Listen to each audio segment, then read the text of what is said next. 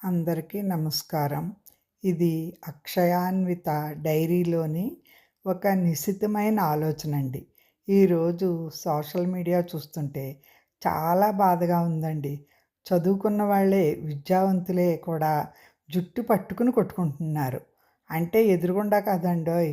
Social media ముఖంగా. గత ప్రభుత్వం ఈ ఉచితాలిచ్చింది. ఈ ప్రభుత్వం ఏ ఉచితాలిస్తోంది. మా పార్టీ బాగా ఇచ్చిందంటే, మా పార్టీనే ఇంకా బాగా ఇచ్చింది కదా అని గొడవలు. అసలు మనం ఎటు వెళ్తున్నామండి? మనకు కావలసింది ఉచితాలా? లేక మౌలిక వసతులా? ఒక్కసారి ఆలోచించండి. మన ఇంటి బయట రోడ్లు ఎలా ఉన్నాయి? మన పిల్లలకు అందుతున్న విద్యా ప్రమాణాలు ఎలా ఉన్నాయి? నిత్యావసర ధరలు చూస్తేనేమో ఆకాశాన్ని తాకుతున్నాయి కదండీ! పన్నుల భారం మనందరి మీద లేదా? ప్రభుత్వం మనకు ఉచితంగా ఏదో ఇస్తోందంటే అది మన పన్నుల రూపంలో మనం చెల్లించిన సొమ్ము నుండే ఇస్తోందని మనం ఎప్పుడు గుర్తిస్తామండి? మన తిండి మనం సంపాదించుకోలేమా అండి? మనం అంత సమర్థులమా? ఖచ్చితంగా కాదు. మనకు ఉచితంగా ఏదో ఇచ్చి మనల్ని సోమరులను చేయడం కంటే మన కాళ్ళ మీద మనం నిలబడేలా ఉపాధి కల్పన చేయమని ఎందుకు అడగరండి? మనం తిని మరొకరి ఆకలి తీర్చగలిగే శక్తి ఉన్నవాళ్ళం మనం. అటువంటి ఉపాధి కల్పన అడగకుండా ఎంతసేపు ఎవరెక్కువ ఉచితాలిస్తే వాళ్ళనే గద్దెనెక్కించడం. ఏ రకమైన పరిపాలనా దక్షత కోరుకుంటున్నామండి? ఈ రాజకీయ పార్టీలు ఇచ్చే ఉచిత పథకాలకు ఆశిస్తే రాష్ట్రాల ఆర్థిక వ్యవస్థలే కుప్పకూలిపోతున్నాయి. గమనిస్తున్నారా? రాష్ట్ర ఆదాయంలో సుమారు 62% కేవలం జీతాలు, పెన్షన్లు, అప్పులకు వడ్డీలు, మరి ఉచిత పథకాలకే సరిపోతోంది. దీనివల్ల రోడ్లు ఎలాగా, ఆసుపత్రులు ఎలాగా, విద్యా సంస్థల వంటి మౌలిక సదుపాయాలు ఎక్కడి నుంచి? ఈ నిధులు దారుణంగా తగ్గిపోతున్నాయండి. ఉచిత పథకాల కోసం చేసే విపరీతమైన ఖర్చు అంతిమంగా పన్నులు కట్టే సామాన్యుడిపైనే భారం పెంచుతుంది. కేవలం డబ్బులు చేతిలో పెట్టడం వల్లే పేదరికం తగ్గిపోదండి. అది సోమరితనాన్ని పెంచుతుంది తప్పితే అది దీర్ఘకాలంలో రాష్ట్రాలు దివాలా తీసే ప్రమాదాన్ని మరింత పెంచుతోంది.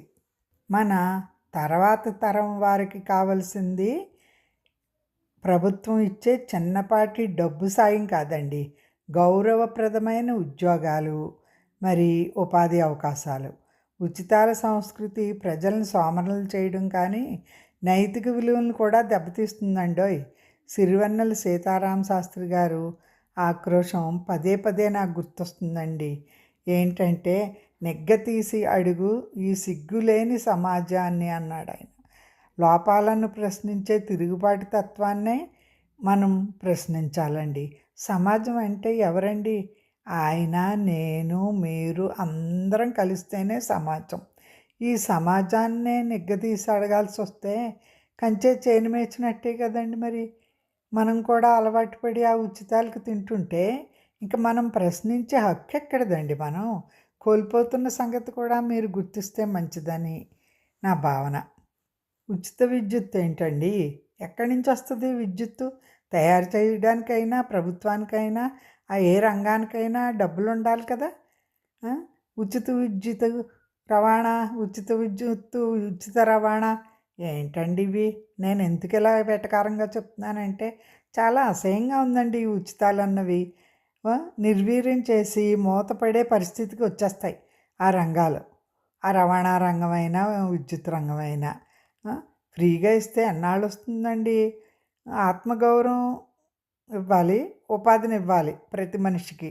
కేవలం నగదును నేరుగా అందించడం వల్లే పేదరికం తగ్గదండి. ప్రజలకు ఉత్పాదకతను పెంచే నైపుణ్యాలు, ఉపాధి కల్పన అందించడమే నిజమైన సంక్షేమం అండి. కాదంటారా మరి? విద్యావంతులు కూడా వ్యక్తిగత ప్రయోజనాల కోసం కాకుండా సమాజ శ్రేయస్సు కోసం ప్రశ్నించాలని సీతారామ శాస్త్రి గారు నెగ్గతీసి అడుగు ఈ సిగ్గులేని సమాజాన్ని. అగ్గితోటి కడుగు ఈ ఈ సమాజ జీవోత్సవాన్ని అన్నారు. నిజంగానండి. అగ్గి అంటే ఏంటి? మన ప్రశ్నలే అగ్గి. నిప్పులాంటి నిజాలని మీరు విశదీకరించి ప్రశ్నించారనుకోండి, అదే మీరు చేయాల్సిన పని. మీ భవిష్యత్తు బాధ్యత అదేనండి. మీ భవిష్యత్తుకు పునాది. నేను ఈ వీడియో ఎవరినో నొప్పించడానికో, ఒప్పించడానికో, మెప్పించడానికో, మార్చడానికో చేయడం లేదండి.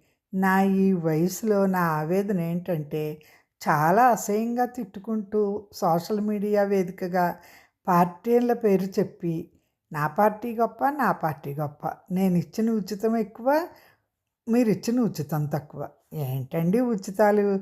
ఆ! ఎవరిని ఉద్దేశించి మీరు మీ తరాల గురించే కదా మీరు చేస్తున్న ఈ పోరాటం.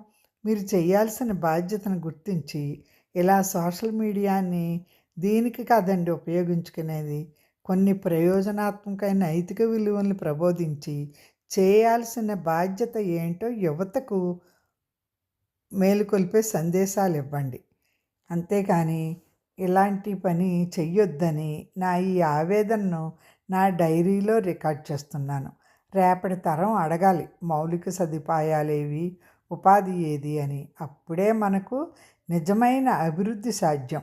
ఈ నైతిక విలువలను కాపాడుకోవాల్సిన బాధ్యత మనందరిది. ఇది మీ అక్షయ అన్వితకు సెలవు. సరేనా?